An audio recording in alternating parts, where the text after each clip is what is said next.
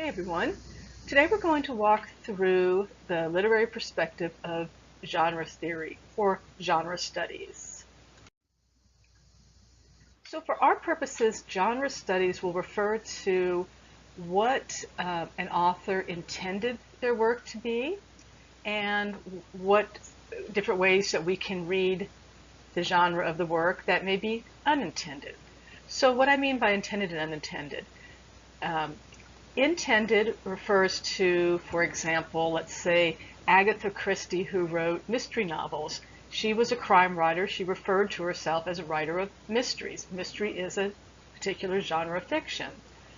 But if I wanted to, as a writer, reading her work and writing about it, I might say, well, yeah, she intended her work to be read as a mystery, but unintentionally, the genre also might fall into romance or into spy novels or something else, some other category.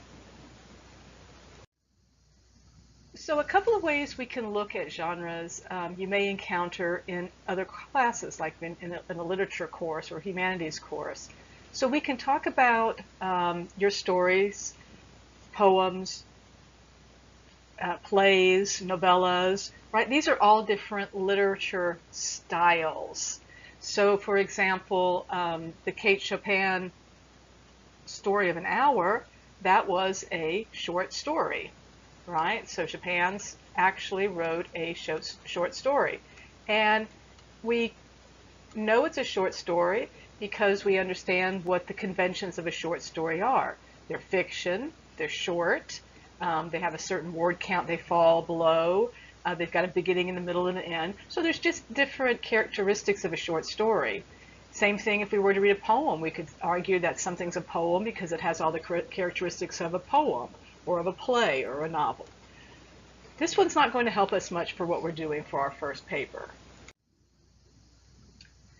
Also in a literature class, you might talk about different literary time periods. So if you're doing a course, for example, in American Literature 2, you might start with regionalism. This was a certain time period, and regionalist writers shared certain characteristics. You might move on to realism and modernism and then postmodernism.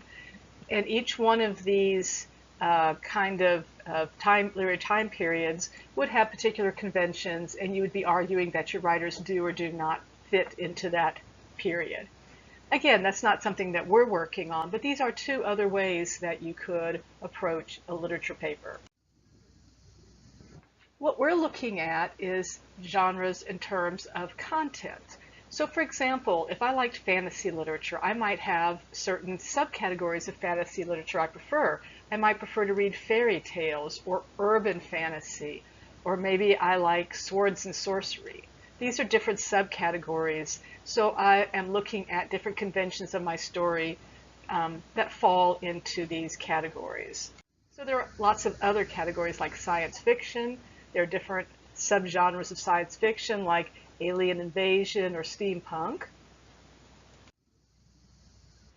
There are lots of subgenres of mystery and crime fiction.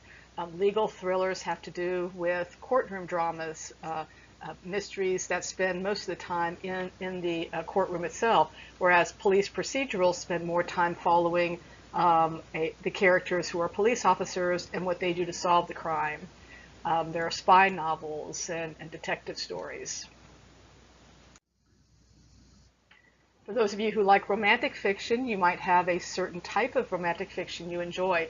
Some people like historical romances, some like romantic suspense, some like paranormal. They like a little vampire and werewolf in with their romance. So there are particular subcategories, and these all have their particular conventions, and you could argue that a novel falls into one of these categories based on their conventions. And a lot of you like horror fiction. Again, there are a lot of different styles. I particularly like ghost stories and the Gothic. Other people like monsters movies or slasher hacker movies, right? So the same categories that you're familiar with film work out in fiction as well. So your task it becomes, if you choose this particular perspective, is to argue that the work you've chosen is an example of a particular genre. Um, or you could go totally off the rails and argue that it's part of a genre that wasn't intended. For example, The Story of an Hour, I could argue that that is actually an example of a mystery. I could say that there was really a crime taking place, that perhaps Brentley Mallard, the husband, was having an affair with Josephine, Mrs. Mallard's sister, and they set up the whole thing of him dying in a train wreck to upset her enough so that hopefully she would die of a heart attack when she saw him reappear, and then they could be together. See what I'm saying? I could make that work. I could find clues in the story to support that reading, even though that's not what the author originally intended. So if you like this sort of playing around with conventions, maybe this would be a good direction for you to go with one of the stories that you've been assigned.